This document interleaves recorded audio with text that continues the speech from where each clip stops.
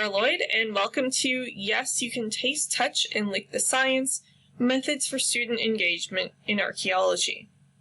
This started out as something that was circulating around the internet. Can you lick the science? It had in biology, the science licks you.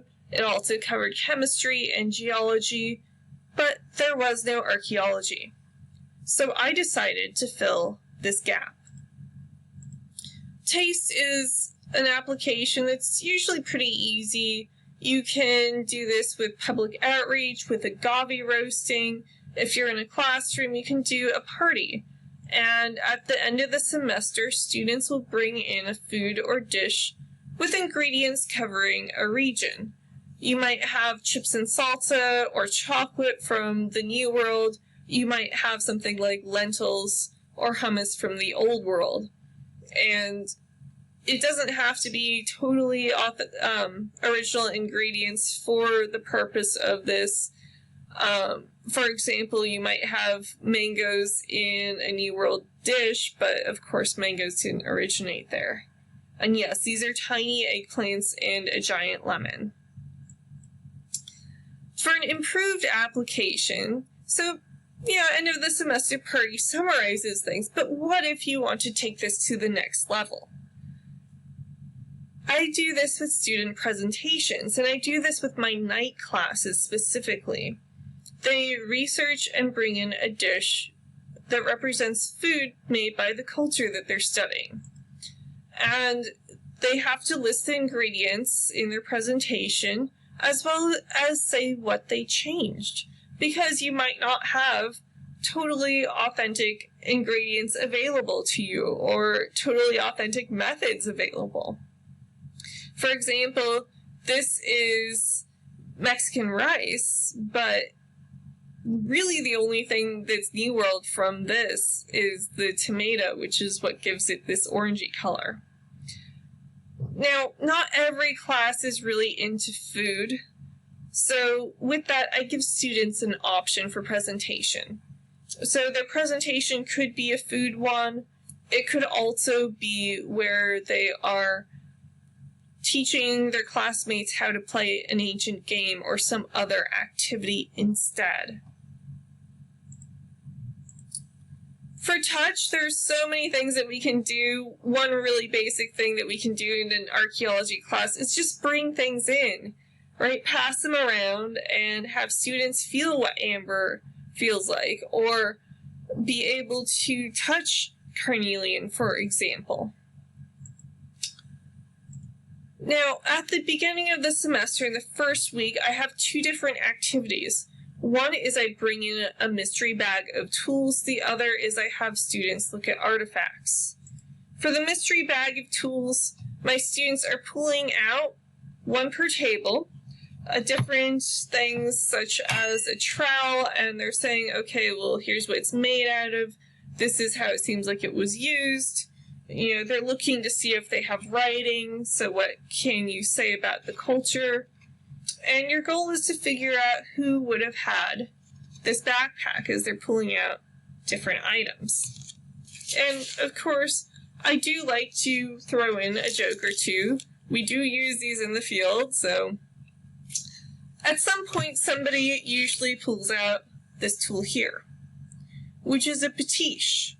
And not every student reads, but if they do read it, it says on here, archaeological handpick.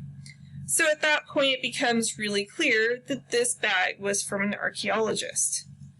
But I like to throw in ethics with this. What if someone had found this bag, thought this looked really cool, and taken it away? Well, the items that they just pulled out might not lead you to archaeology. And so with that, I teach them the importance of context through a hands-on method. And of course, not to loot. For this other activity, they're looking at different artifacts, such as ceramics, they're looking at lithics or stone tools, they're looking at bones, and they're trying to figure out how they were used on the site, what they were made out of, and, if they were used. So if it's something like an eco-fact, for example, it might just be a rock that's part of the site.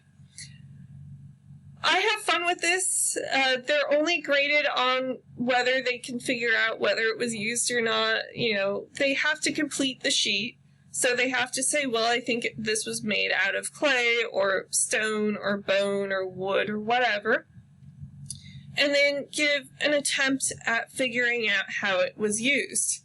I've gotten some interesting answers with some of these, especially with the pestles that I've brought out. Let's do this a little bit further, though. So I said pass around artifacts and materials, but what if we actually have these represent trade networks? In my Old World class, I have purchased a number of different Old World materials, such as amber, lapis, jade, carnelian, jasper, and cowrie shells, as well as turquoise. And each group represents one place. And so they have a list of what their items are, and then they have to make a trade. And these are just some of the connections I have here. So Egypt has silver, Denmark has amber, Indus Valley has lapis, and Mediterranean has turquoise. So they're reconstructing ancient trade networks with this activity. For example, these are a couple of things that the Indus Valley would have for this activity. What if you don't have the original material? I just print it out. I have ivory, for example, and I will print out a sheet with a picture of tusks and write ivory on it. The other thing that I do sometimes is I'll use white beads to represent ivory, or something yellowish to represent yellow jade. I do get students asking if they are original, and sometimes I leave the price tags on so they can see how expensive some of these materials still are today. And so they really get to see that people were trading. You know, the Indus Valley was trading with China, Nubia was trading with China, Egypt and Denmark, of course, indirectly were trading with each other. So it's kind of a cool way to incorporate trade networks. I do this with the New World as well.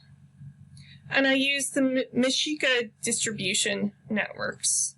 So I have Tenochtitlan, which includes the Pochtaca, who were the gilded merchants. I have Tlatelolco, I have Tlaxcala, I have the Tarascans, and I also put Cholula up there. This is really the only material that I have, though, that would work for this activity, so I don't use materials. The other role that I have local merchants, so they're going to Cholula, so students can see what types of things a place like Cholula would have, so some of the more special items that were there. So this, like I said, I don't have the materials. I don't have featherworks, I don't have gold lip plugs, I don't have jaguar pelts, or anything that looks reasonably like them. And either way, it would be kind of a pain to have each Pochtaca member hauling those to the group that they were traveling to, and then having to haul them back. So I use cards, and it's a role-playing activity. So I make the cards where they're more or less the color of the material. So gold is yellow, greenstone is green, stuff like that. And they make an exchange. In some cases, they're demanding tribute, and if the tribute doesn't work, then the flowery wars will ensue. And I also teach them the way that the flowery wars work, including that the Mexica had to provide equal weapons if the opponent didn't have them, which also contextualizes the Spanish conquest. For lick, my preferred method is storytelling. I'm not having people lick stuff in the classroom. No way. So my story is this. They came across something when I had an internship in the field that they didn't know what it was. It looked something like this. And the next crew over. I could hear them say, "What is it?" "I don't know, lick it." And that's something that we do to try and figure out material, is we lick things and see how well it sticks to our tongues. Well, the crew chief came over, knowing that I focused on analyzing animal bones, and asked me, "What is this?" And I looked right at it, and I said, "Oh, it's a bone." It was still wet from 5 people licking it. I have zero shame that I got it wrong. When he went to the field director, she said, "Well, it's a handle from a jar or a mug." But honestly, at that point, I did not want to touch this thing. So there you go. In archaeology, yes, you can taste, touch, and lick the science. Thank you.